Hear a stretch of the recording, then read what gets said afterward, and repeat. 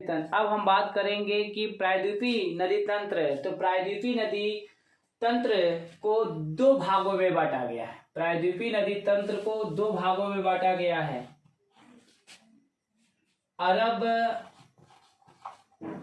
सागर नदी तंत्र और जो दूसरा है बंगाल की खाड़ी नदी तंत्र। बंगाल की खाड़ी नदी तंत्र।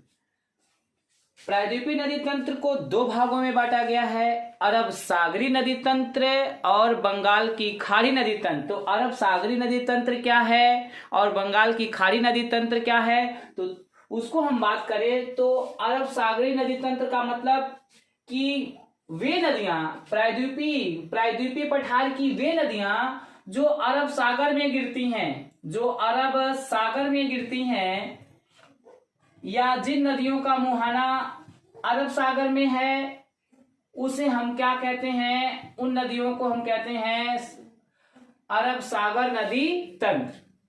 यानी अरब सागर में गिरने वाली नदियां अरब सागरी तंत्र से संबंधित हैं। और अरब सागर भारत के पश्चिम में जो हिंद महासागर का जल है उसे अरब सागर कहते हैं, और भारत के पूरब में स्थित जो बंगाल की खाड़ी है या जो हिंद महासागर का जल है उसे हम क्या कहते हैं, बंगाल की खाड़ी कहते हैं। बंगाल की खाड़ी हिंद महासागर का कहां से जल का निर्धारण किया जाता है, तो 6 अंश 4 मिनट नाथ से जो पूरा जल बसता ऊपर वाला उत्तरी भाग का जो जल है हिंद महासागर का उसे हम बंगाल की खाड़ी कहते हैं। बंगाल की खाड़ी।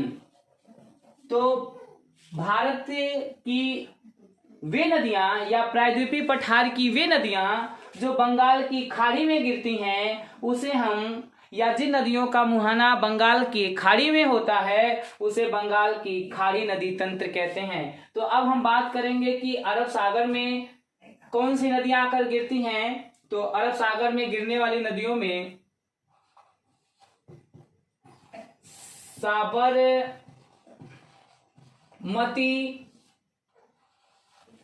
साबरमती, भादर, सतरंजी,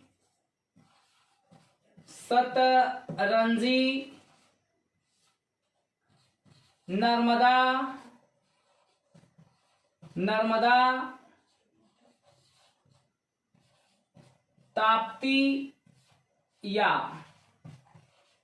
ताप्ती,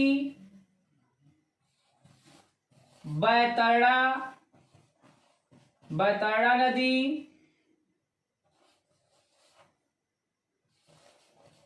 मांडवी नदी,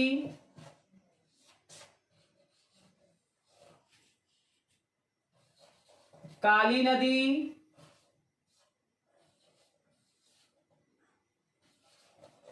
बेढ़ती नदी,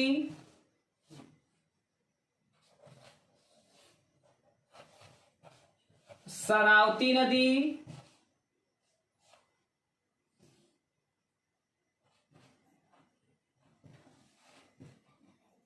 भरतपुझा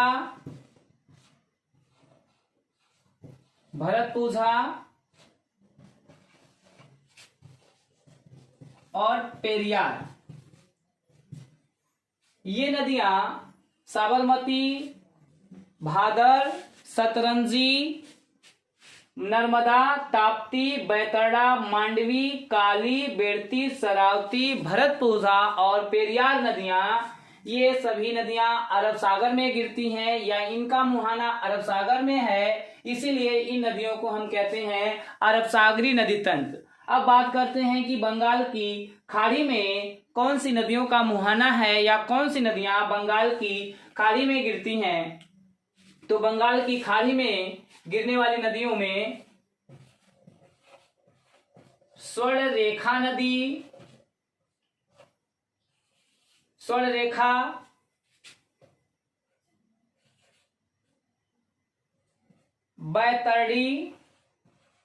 बैतरणी, देखिए ये बैतरणी है और ये बैतरणी है, दोनों में अंतर है बैतरणी और बैतरणी में।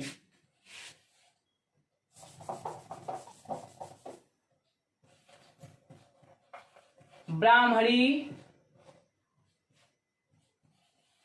महानदी, महानदी,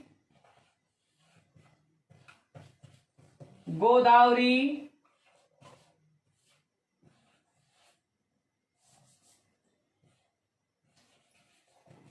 कृष्णा,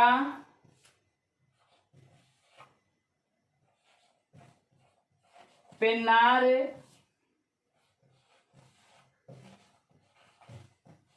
पलार,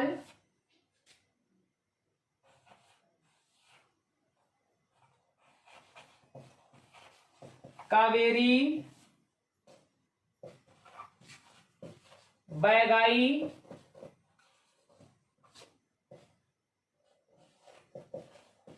ताम्रपर्णी।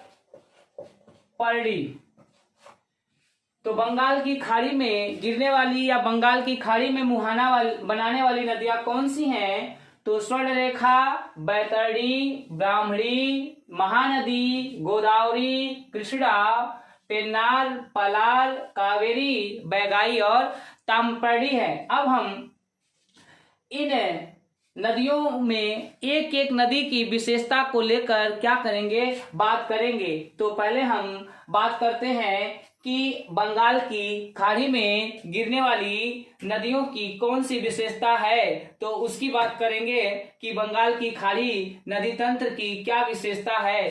तो आइए अभी अब इसमें एक प्रश्न आपके एग्जाम में पूछा जाता है कि निम्नलिखित में से कौन सी नदियां अरब सागर में गिरती हैं या कौन सी नदियां बंगाल की खाड़ी में गिरती हैं। तो हम स्पष्ट देख सकते हैं ये जो लिखा गया है कि बंगाल की खाड़ी नदी तंत्र, तो बंगाल की खाड़ी में गिरने वाली नदियां कौन कौन सी हैं और अरब सागर में गिरने वाली नदियां कौन सी हैं। तो ये नदियों को आप देखेंगे तो इसको भी हम चित्र के माध्यम से इनकी एक एक विशेषता को लेकर बताएंगे। तो आप आसानी से याद रख सकते हैं कि बंगाल की खाड़ी में कौन सी नदियां गिरती हैं और अरब सागर में कौन सी नदियां गिरती हैं। प्रायद्वीपीय नदी तंत्र में बंगाल की खाड़ी में गिरने वाली नदियों की क्या विशेषता है, उसको लेकर कौन से प्रश्न पूछे जाते हैं। तो उनमें हम बात करते हैं, एक एक नदियों की बात करेंगे। तो सबसे पहले हम गोदावरी नदी की बात करेंगे कि गोदावरी नदी की क्या विशेषता है और इसका उद्गम कहाँ से होता है। तो गोदावरी नदी का उद्गम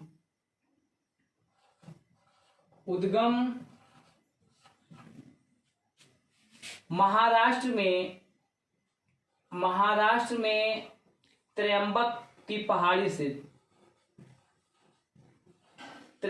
पहाड़ी से निकलती हुए और तेलंगाना होते हुए, आंध्र प्रदेश होते हुए बंगाल की खाड़ी में गिरती है। इस नदी को हम कहते हैं गोदावरी। तो गोदावरी नदी का उद्गम कहाँ से होता है?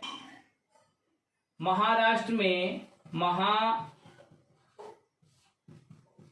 में त्र्यंबक की पहाड़ी से होता है। और इसका प्रवाह क्षेत्र किन राज्यों में है? तो राज्य क्षेत्र पूछा जाए तो महाराष्ट्र में, तेलंगाना में और आंध्र प्रदेश राज्य में। आंध्र प्रदेश, ये 3 राज्यों में प्रवाहित होती है। और गोदावरी नदी की कुल लंबाई कितनी है? तो गोदावरी नदी की कुल लंबाई 1465 किलोमीटर है। और गोदावरी नदी से संबंधित परीक्षा में कौन सी विशेषता को लेकर पूछा जाता है? तो इसकी सबसे पहली विशेषता बनती है कि दक्षिण भारत की या प्रायद्वीपीय भारत क्यों?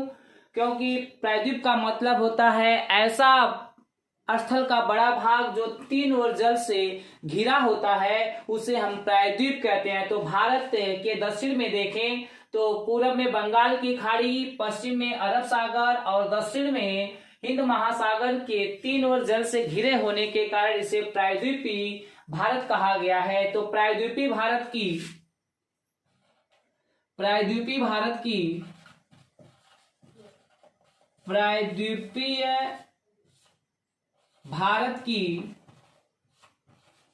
सबसे लंबी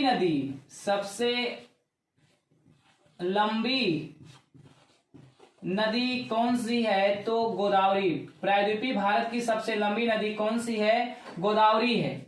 और गोदावरी नदी का दूसरा प्रश्न विशेषता को लेकर क्या पूछा जाता है?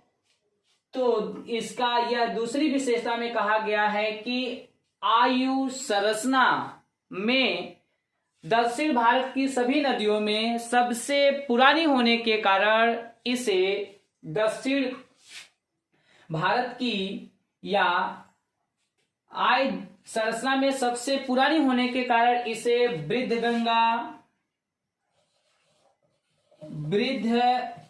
गंगा या बूढ़ी गंगा के नाम से जाना जाता है। कि अगर पूछा जाए कि किस नदी को बूढ़ी गंगा या वृद्ध गंगा या वयस्क गंगा कहा गया, तो गोदावरी को कहा गया। क्यों गोदावरी को कहा गया? कि दक्षिण भारत की जितनी भी नदियां हैं, इन सभी नदियों में गोदावरी नदी सबसे पुरानी नदी है। और पूछा जाए कि दक्षिण की गंगा, और इसकी दूसरी विशेषता है कि दक्षिण की गंगा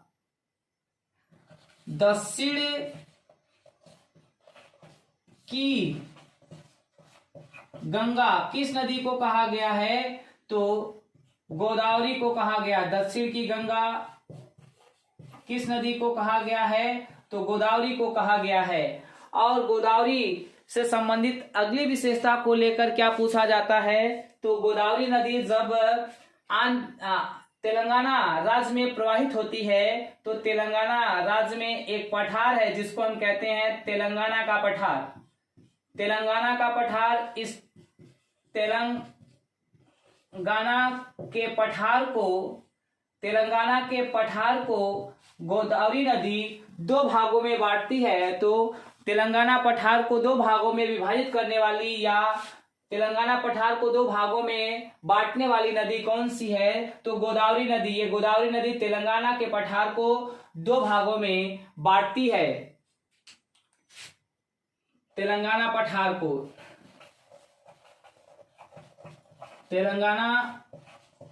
पठार को कौन सी नदी दो भागों में बांटती है?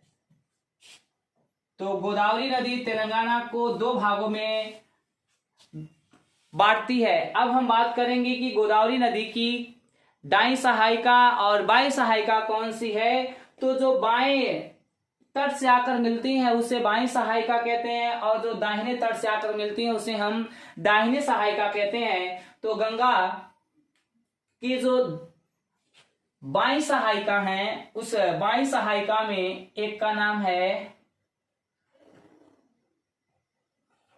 दुधना,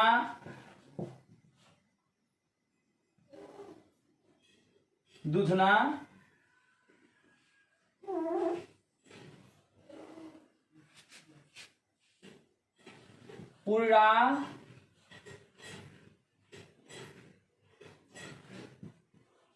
पेनगंगा,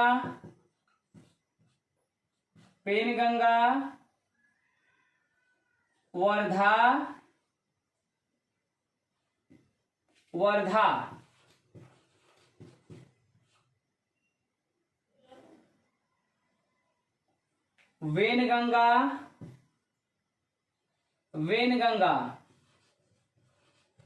वेनगंगा,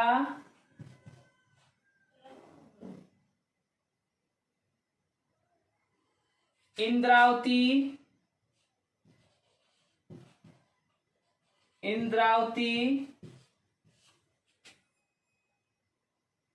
और एक का नाम है प्राणहिता,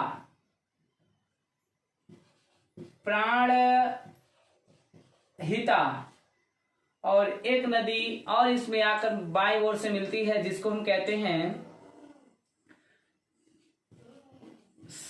सिलूरी जो उड़ीसा से निकल कर आती है, सिलूरी नदी। और गोदावरी की जो प्रमुख दाहिनी सहायिका है उसमें एक नदी है जिसका नाम है मंजरा। मंजरा जो गोदावरी की कौन सी है? दाहिनी सहायिका है, गोदावरी की दाहिनी सहायिका है।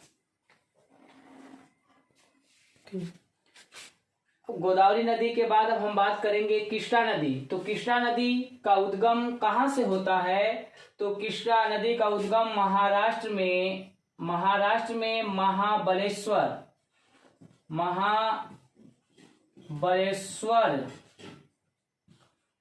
से होता है और महाबलेश्वर महाराष्ट्र से होते हुए कर्नाटक और आंध्र प्रदेश में होते हुए ये बंगाल की खाड़ी में गिरती है। तो कृष्णा नदी का उद्गम कहाँ से होता है? महाबलेश्वर से होता है। और अपवाह क्षेत्र कितने राज्यों में? 3। कहाँ कहाँ? महाराष्ट्र, कर्नाटक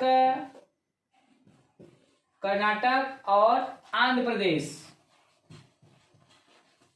प्रदेश से होती है और बंगाल की खाड़ी में गिरती है। और कृष्णा की कुल लंबाई कितनी है? तो कृष्णा की कुल लंबाई 1400 किलोमीटर 1400 किलोमीटर क्षेत्र में ये प्रवाहित होती है। और कृष्णा की प्रमुख विशेषता क्या पूछी जाती है कि कृष्णा की प्रमुख विशेषता में बात करते हैं तो कि प्रायद्वीपीय भारत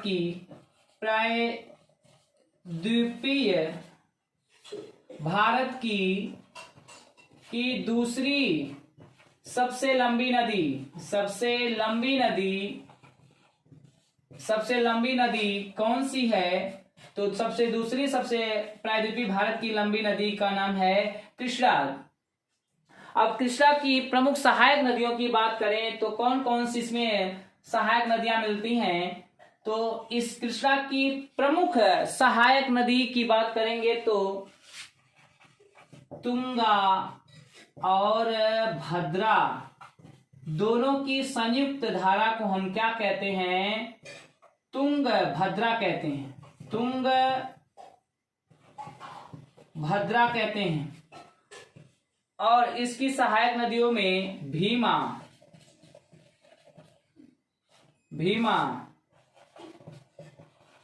कोयना, वर्णा, दूधगंगा, पंचगंगा,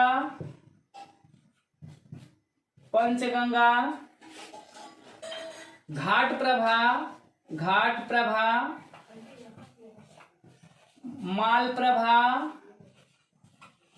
मालप्रभा और मूसी, ये कृष्णा नदी की प्रमुख सहायक नदियां हैं। कृष्णा की प्रमुख सहायक नदियां में तुंगभद्रा, भीमा, कोयना, वर्णा, दूधगंगा, पंचगंगा और घाट प्रभा, मालप्रभा और जिसके बाद बात करेंगे ये मूसी नदी के किनारे हैदराबाद शहर क्या है? बसा हुआ है। कावेरी नदी को कौन सी नदी की उपमा दी गई है या और इसकी विशेषता को लेकर कौन से प्रश्न पूछा जाता है? तो दक्षिण भारत की नदियों में सबसे प्रमुख एक नदी जिसको हम कहते हैं कावेरी। तो आइए देखते हैं कावेरी का उद्गम कहाँ से होता है। कावेरी नदी का उद्गम कर्नाटक के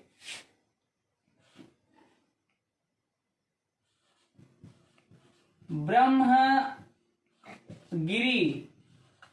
की पहाड़ी से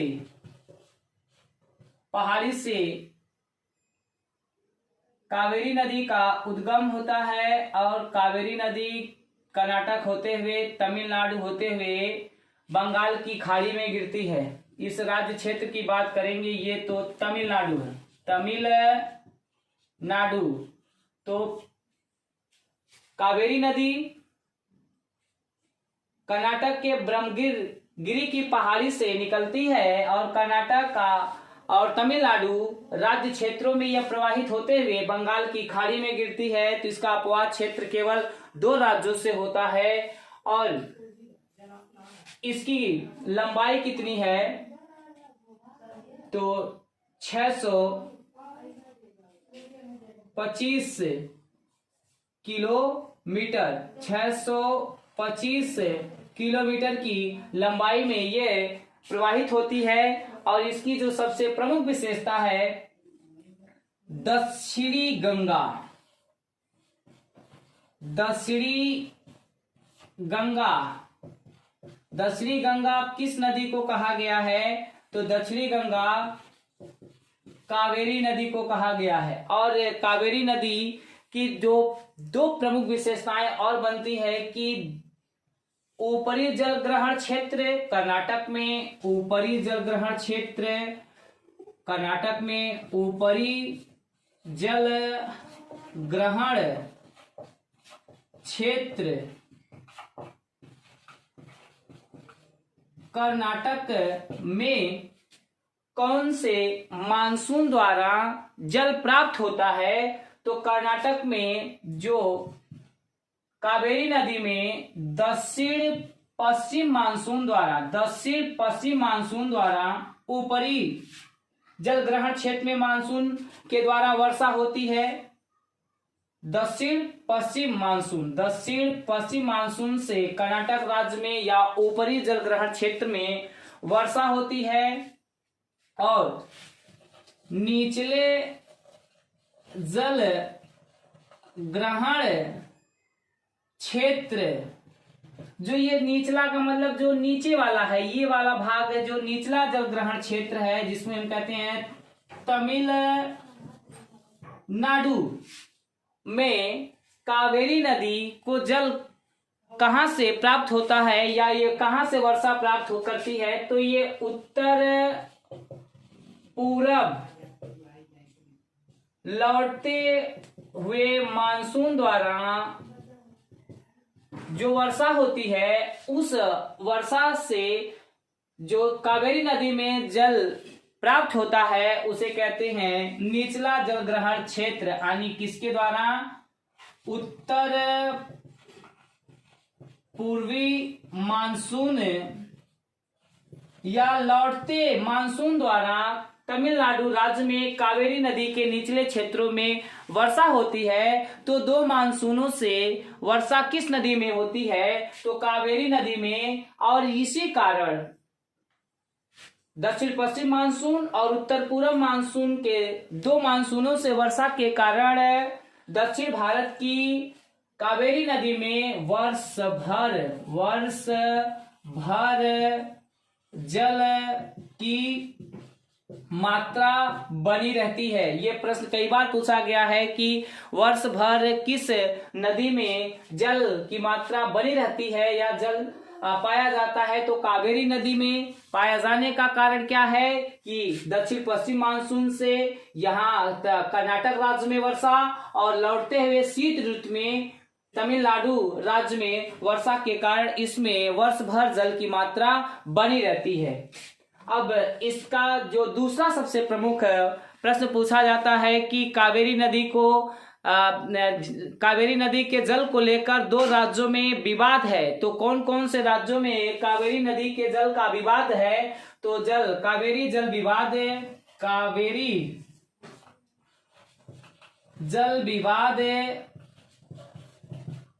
किन राज्यों में है, तो कर्नाटक और तमिलनाडु राज्य में कावेरी नदी जल का क्या है, विवाद है। और कावेरी नदी की जो सहायकों की बात करेंगे तो बाई सहायिका कावेरी की बाई सहायिका कावेरी की बाई सहायिका में कौन कौन सी नदियां आती हैं? तो बाई सहायिका में हे रंगी, हेमावती, सिमसा, अक्रावती, ये कावेरी की बाई सहायिका हैं। हेरंगी, हेमावती, सिमसा और अक्रावती। अब कावेरी की हम दाहिनी सहायिका की बात करें तो कावेरी की दाई सहायिका लक्ष्मण तीर्थ,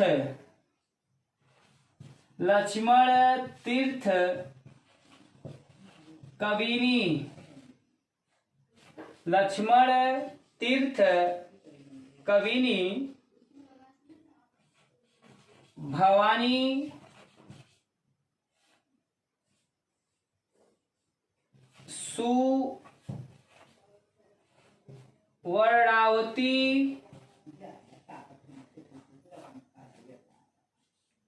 सुवर्णावती, भवानी, अमरावती। ये कावेरी की दाहिनी सहायिका है। लक्ष्मण तीर्थ कबिनी, सुवर्णावती, भवानी और अमरावती। तो अब हम बात करेंगे कि अगला कि स्वर्ण रेखा को लेकर कौन से प्रश्न आप परीक्षा में पूछे जाते हैं। स्वर्ण रेखा नदी का उद्गम कहाँ से होता है? तो छोटा नागपुर के पठार, झारखंड में छोटा नागपुर के पठार, छोटा नागपुर के पठार से निकलती है और उड़ीसा में प्रवाहित होते हुए आकर बंगाल की खाड़ी में गिरती। इसे कहते हैं स्वर्ण रेखा नदी। तो स्वर्ण रेखा नदी का उद्गम छोटा नागपुर के पठार से होता है। बैतरणी नदी का उद्गम कहाँ से होता है? तो बैतरणी नदी का उद्गम उड़ीसा के क्योंझर की पहाड़ी से, उड़ीसा में क्योंझर की पहाड़ी से निकलने वाली नदी को कहते हैं बैतरणी नदी कहते हैं। और उड़ीसा के दक्षिणी भाग में जब कोयल और शंख नदियों के संगम से एक और नदी का उद्गम होता है जिसको हम कहते हैं ब्राह्मणी नदी का उद्गम कहाँ से होता है? तो उड़ीसा में कोयल और शंख नदी के संगम से ब्राह्मणी नदी का उद्गम होता है।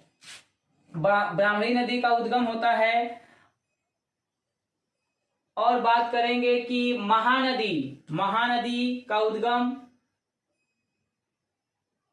छत्तीसगढ़ में सिंहवा की पहाड़ी, छत्तीसगढ़ में सिंहवा की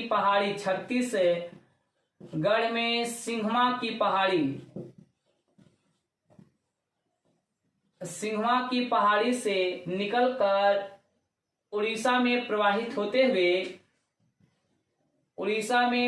होते हुए बंगाल की खाड़ी में गिरती है। और महानदी की प्रमुख सहायक नदियां कौन कौन सी हैं? तो शिवनाथ,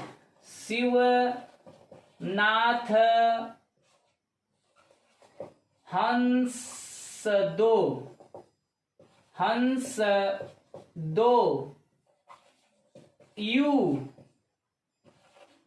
माद, जोकिंग,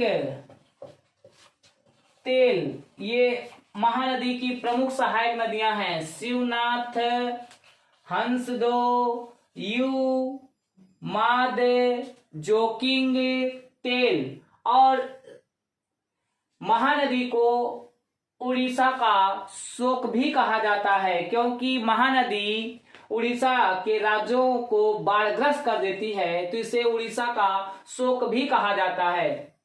अब बात करते हैं हम पेन्नार नदी। कर्नाटक में नंदी दुर्ग की पहाड़ी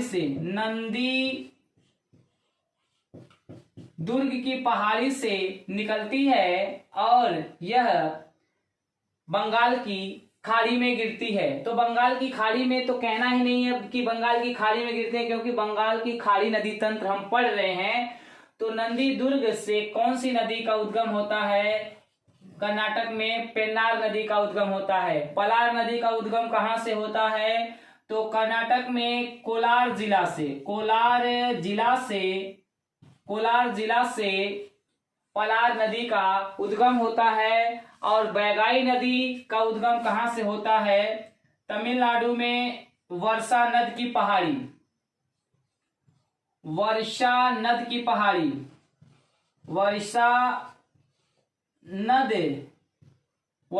की पहाड़ी से बैगाई नदी का उद्गम होता है और ये बंगाल की खाड़ी में गिरती है। अब इसके बाद बंगाल की खाड़ी नदी तंत्र में गिरने वाली प्रमुख नदी ताम्रपर्णी का उद्गम कहाँ से होता है? तो पश्चिमी घाट के, ये जो पश्चिमी घाट पर्वत है, इस पश्चिमी घाट पर्वत के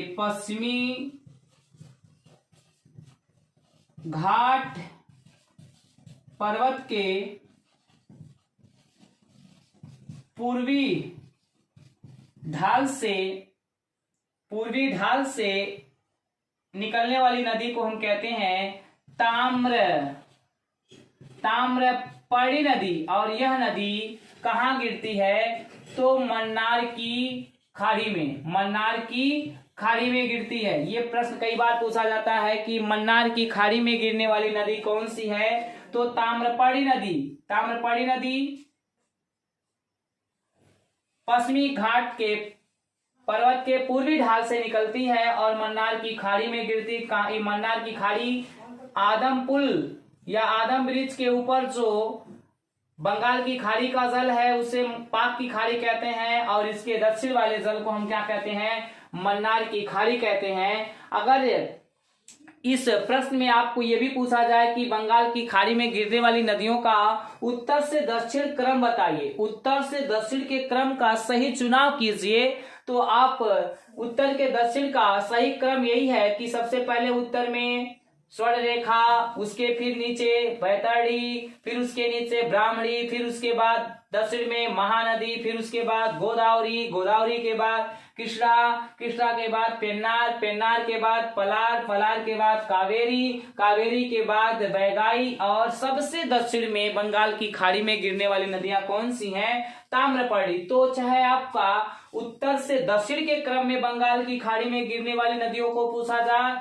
या दक्षिण से उत्तर के क्रम में नदियों का क्रम पूछा जाए, तो यही क्रम नदियों का बंगाल की खाड़ी में गिरने का होता है। तो अब हम बात करेंगे कल प्रायद्वीपीय अपवाह तंत्र के पार्ट 2 में अरब सागर में गिरने वाली नदियां कौन सी हैं। तो आज की वीडियो में बस इतना ही। यदि वीडियो आपको पसंद आए तो उसको लाइक, शेयर और कमेंट जरूर करें। Thank you.